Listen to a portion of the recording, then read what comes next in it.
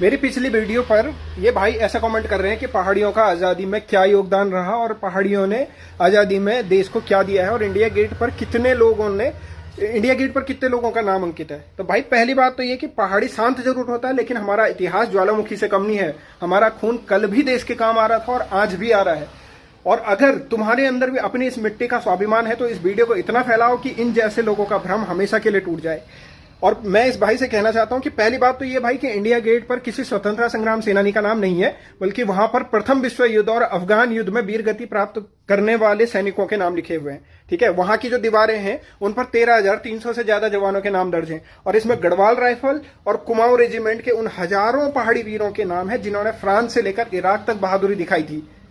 युद्ध के मैदान में इन पहाड़ियों का ऐसा शौर्य था कि उनकी बहादुरी का लोहा मानते हुए 1921 में ब्रिटिश हुकूमत ने इन्हें रॉयल गढ़वाल राइफल का खिताब दिया था। और वीरता का उदाहरण ही चाहिए ना, तो जाकर प्रथम विश्व युद्ध के hero rifle man Gabbar Singh Negi और दरबान सिंह नेगी का इतिहास एक बार ढंग से पढ़ लेना।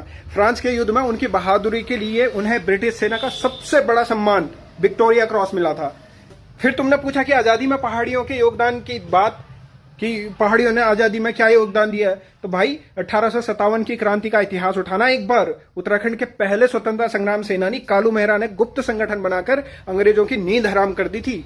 एक बार 1930 का पेशावर कांड भी जाकर पढ़ लेना। जब पेशावर में अंग्रेजों ने निहत्थे पठानों पर गोली चलाने का ऑर्डर दिया ना, तो वो वीर चंद्र सिंह गढ़वाली ही थे जिन्होंने हुक्म मानने से मना कर दिया था। अपनी बंदूकें जमीन पर रखी और उसके बाद अंग्रेजों की आंखों में आंख डालकर बोला कि हम निहत्थे और अपने देश के लोगों पर गोली बिल्कुल नहीं चलाएंगे, चाहो तो उसके बदले में तुम हमें गोली मार दो।